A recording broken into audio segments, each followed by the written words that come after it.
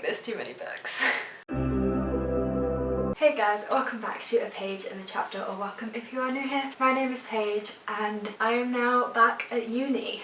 I did have a very valid reason for travelling and I had someone drive me, so I was not interacting with anyone on my journey down here. Things look a little messy right now. Everything kind of fell off my walls whilst I was gone. I'm waiting to put stuff back up. My life is really a mess right now and I'm not quite feeling myself. Like, I'm not ill, there's nothing wrong with me, I'm perfectly fine. I'm just feeling a little bit iffy. I think we all have those times, and so hopefully you guys won't mind that today I kind of just want to sit down in front of the camera and have a chat about the books that I brought down with me to uni, because I have received quite a few books over the past month, so this is kind of a book haul slash books I hauled to uni all in one, because these are new books as well. Sorry, I just remembered that my glasses were on. I will take those off now. If you guys are interested in the books that I already have at uni, I did post a video about the books that I originally brought down here and I will link that for you guys. I have now run out of space, so I had to order a book trolley, which is arriving today. I know this is a more chilled video from me, but if you like this video and you want to stick around and see more, do please hit that big red subscribe button. I am looking forward to getting back to feeling like myself and putting up my regular content, so you don't want to miss that. You may as well stick around, subscribe,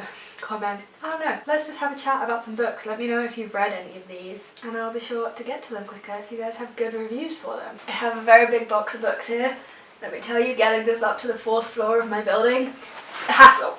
Ugh. So I think in total I brought about 30 books with me to uni, which was not intentional, but I just acquired them all and I knew that I wanted to read them. I also don't plan on going home for Easter, so I needed books that are going to last me about 6 months. And there's not 6 months worth of books here, but it will stop me buying books at least a tiny bit. So the first books in here that I'm going to show you are Crescent City and Truly Devious. I have already read these. I like to bring a couple of books that are comfort reads or rereads. Crescent City I absolutely fell in love with, and of course if you want to hear more of my thoughts on this, then do check out my wrap up at the end of the month. But I adored this, and so it had to come with me because I just feel like at some point I'm gonna want to reread it just for comfort vibes. And I also brought Truly Devious because this will be featuring in my wrap up at the end of the month, so I brought this down just so I have it for the wrap up basically. Or if I want to continue the series, then at least I have all of them on my shelves. Next, to go through the classics that I brought with me. I think this is all of them, but there might be some more floating at the bottom of the box. I received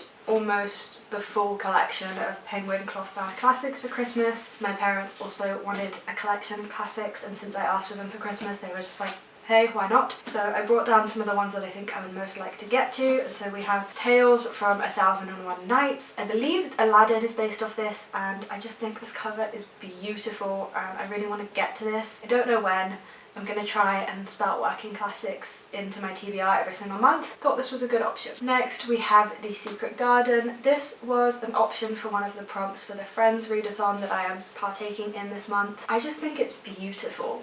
Like, it's so shimmery and stunning. I've never actually read The Secret Garden or watched the movie or really know nothing about it, but I feel like this is more of a children's tale. You'll kind of notice that a lot of the classics I brought with me are more children's classics because I'm not keen on classics. I don't find them easy to read, and I feel like the children's ones are the best place to start. Next we have The Great Gatsby. This is not a cloth-bound classic, but it's just beautiful and pretty, so I'm bringing it with me anyway. I should really have read this in 2020. But I mean, 2021 is still very much the 20s, and the novelty of the 20s has definitely worn off, I think we can say. But I don't know, I just thought this would be a nice, short, easy one to have on hand if I just feel like a quick read. Then we have Grimm Tales. This book is just eye-catching. Every time I would walk into the room to look at my bookcase to think about which ones I was going to bring, this one immediately caught my eye. I also think, like Grimm's Tales, again, it's very easy. What if one day I just want to read a couple of short stories? I was trying to accommodate every mood, but I have a lot of moods, so it's hard. Next we have The Wizard of Oz. I, again, have already read this, so if you want to hear my thoughts on this, then you can see my review on Goodreads or Twitter, or stick around until the end of the month to watch my wrap up. But long story short, this was just adorable. I loved it, and I'm so happy that I brought this with me because I can just see myself when I'm having a really bad, stressful day just wanting to pick this up again. Next we have A Tale of Two Cities by Charles Dickens. I I am very intrigued to see how knitting ties in. I do like to knit, and I'm wondering why this choice was made, so I'm intrigued. Just in general, Dickens is one of the few classic authors that I enjoy. I'm trying to work my way through his bibliography, and I've heard that A Tale of Two Cities is kind of good for beginners. I don't know if that's true. I saw it on a random Bookstagram post. I thought I'd check it out. Then we have The Sonnets and A Lover's Complaint by Shakespeare. I just thought this was a nice change of pace from a big classic novel to just pick up some sonnets every now and again. Then we have To Kill a Mockingbird. This is a cloth-bound edition, but I don't think it's penguin. It is taller than the other penguins, which is going to drive me absolutely mad. And it has a sticker on it that cannot be removed, which is also going to drive me mad. Publishers, why do you do this? I'm less likely to buy a book if it has this. This is on my 21 books to read in 2021. I am trying to hold myself accountable and get through that list, but who knows if it will happen. But I had this book on hand at home, and so I was like, I've got to bring it. I've got to try and get to it. And then we have A Catcher in the Rye. I did attempt to read this when I was like 13 and kind of gave up. It didn't really capture my attention. But again, it's short, and this isn't a cloth-bound classic, but I just really like this edition. I just think it would be nice to just have some classics on hand in case I want them. That actually wasn't the final classic. The final classic that I have is On the Origin of Species by Charles Darwin. My parents got this for me because they just thought that every student should have a copy of this book, and I do a degree that is very based in evolution, so this is very useful. And now that the classics are out of the way, we can get into the fun stuff that I know you were all waiting for. So there are another couple of books here that I have already read. And so the first one is Unnatural Causes. This is a memoir about Dr. Richard Shepherd. He is a forensic pathologist, and this is actually the book that made me want to take my degree down a forensics route in the first place. I knew it was something I was always interested in, but like this book really just exemplified that for me. And so I just felt like if I needed the motivation or things were getting a bit on top of me this term, it might be good to go back and reread the thing that made me want to do it in the first place, kind of remind myself that what I'm doing is actually fun and what I want to be doing. So I've decided to bring this with me. It is truly one of my favourite books of all time. Next we have Paul Takes the Form of a Mortal Girl. This is again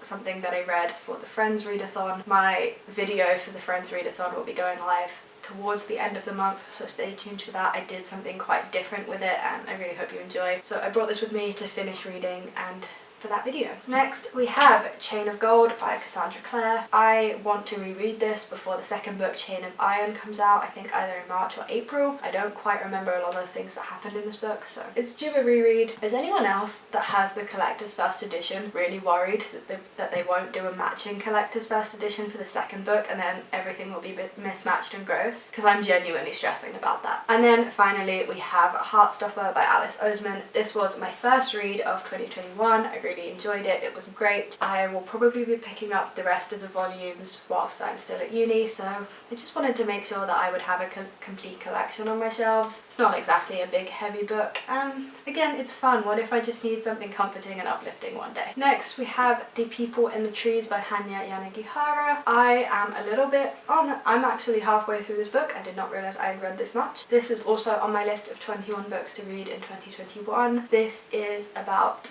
our main character, and he's just graduated from medical school and he's joining a team of anthropologists to discover a lost tribe of indigenous people who have exceptionally long lives. It's about how when he brings this information back to the West, it completely changes his life and the lives of this indigenous population, and just kind of the atrocities of science, especially in the early 20th century. Emma from Drinking by My Shelf just talked about this book in her wrap-up, and she said that she didn't like it because it was just too sad and the ending was ridiculously sad, like the last chain of events. So I'm kind of really scared to get to the end of this, and I don't know when I will because it's not on my TBR for the month, but I'm nervous and scared to get to it. Next we have The Wrath and the Dawn. I have not heard of this book before. I'm sure it has been talked about, but I just had never heard of it. So this is a fantasy series about this man, and he takes a bride every night basically, and then by the morning she's dead, and it's about a female main character who offers to be his wife and kind of saves herself by telling stories. It sounds very, very similar to another YA book that has basically the same plot. Can't remember the name, but I will put it on the screen now. I really didn't like that YA book, so I'm hoping this is a little bit better. We'll see how it goes, I don't know. Then we have The Royal Assassin by Robin Hobb. I have read The Assassin's Apprentice and absolutely loved it. so I had to bring the sequel with me, of course, and this is on my TBR for this month. So stay tuned for the Friends Readathon video and my wrap-up to hear about this. Next, we have To Kill a Kingdom. I do not know much about this book other than the fact that it is kind of a mermaid retelling, but that there's pirates involved, and all I needed to hear was pirates. This honestly wasn't on my radar. I had no interest in reading it until I heard someone say that it kind of had like pirate energy, and then I immediately went and bought it. That's all it takes for me. So maybe we'll have to have a pirate themed reading vlog where I read these Rebel Waves and this book. So this is about our main character, and she is a siren, and I believe that she goes undercover to try and like defeat the siren hunter. So it's kind of like an enemies to lovers kind of deal. I've heard mixed reviews about this, but I'm really excited to get into it and see what I think about it. And then we have the A Curse So Dark and Lonely and its sequel, A Heart So Fierce and Broken. Again, this is another series that I have heard really mixed reviews about, but I've heard more people say they like them than don't like them. This is a Beauty and the Beast retelling, and I believe the third book comes out this year. I could be wrong about that, but I think it comes out soon. So I kind of want to get caught up so I'm ready for the last book in the series. This really does sound like it would be for me. I really enjoy retellings. Next, we have The Rose and the Dagger. I am really kind of on the fence about this book. I think the cover is awful, and I'm really hoping that the actual book itself isn't like the cover. So this is about a country that is on the brink of war, and our main character is like torn from her husband, and I believe she like discovers she has powers. I don't know, I'll be honest, even just reading the blurb I'm confused, which doesn't say great things about the book, so we'll have to kind of get into it and see. But does anyone else just think this cover is awful? There are so many things they could have done with The Rose and the Dagger than this, and I don't want to judge it based on the cover, but I'm judging it based on the cover. Next, we have The Hand of Fire. This is another war fantasy. I'm big on war fantasies, especially after reading The Poppy War. I was just really in the mood for them. This is the beginning to a fantasy epic. I don't know how long I will stick around, but I'm very excited to give this a try. It is about a kingdom that is in a war, and their leader goes missing during this battle, and so his son has to kind of prematurely take power and learn how to rule, all in a very short space of time. Just stuff happens basically. I haven't read this yet, and I feel like perhaps the blurb might give a bit too much away, so I don't want to spoil things or mislead you into what the book is about, because I don't quite know, and I quite like that I don't know. This might have to be one of those books that I go into not knowing anything. I don't really like this bind up, but we will see if I like it more when I know what the book's about. And if it's a fantasy epic, then I'm assuming it's going to halfway through go through a cover change like they all tend to do, so I can just buy the cover change. The final lot of books we have Greenstone Island. This, again, is the same kind of bind up as the other one. It just seems self-published and cheap, but this is a really short book that I think will be easy to fly through. Sometimes you just need short books. Actually, I'll just read the back for you because it's really, really short. A bereaved boy, a greedy businessman, and a mysterious fisherman arrive at a paradise island set in the Caribbean. The boy is looking for his father, the businessman is looking for gems, and the fisherman is looking for answers. The question is, who gets what and at what price? This isn't really something I would normally read, and this was purchased for me. I don't know if I would have picked it up for myself, but I'm very glad that I have it, and I think that I will enjoy this. I feel like there's just a lot of potential here. I'm excited. It also kind of gives me like Nim's Island vibes. Next we have Island Seas. Let's just not even talk about the cover because I'm just repeating myself. So this is about our main character, and he is growing up living on an island. His mother went missing many years ago. He is shunned by his village for being a troublemaker and just getting into mischief, and so he runs away to the island in question in this book, and everything just kind of starts to happen. I believe like mythical fantasy things start happening. I'm confused as to where this book sits in terms of genre. I really don't know anything about it, nor have I ever heard of it. We'll check it out and we'll see if it's any good. And next we have the ones that I am excited about, From Blood and Ash and Kingdom of Flesh and Fire. I am so excited to own these. Again, this was a gift. Can we just appreciate the fact that my dad pretty much bought me all of these books without ever seeing my Goodreads or my Amazon wishlist? He just knows me that well. Like, that's insane. He's done so well with all of these books. Most of them were already on my wishlist before he purchased them.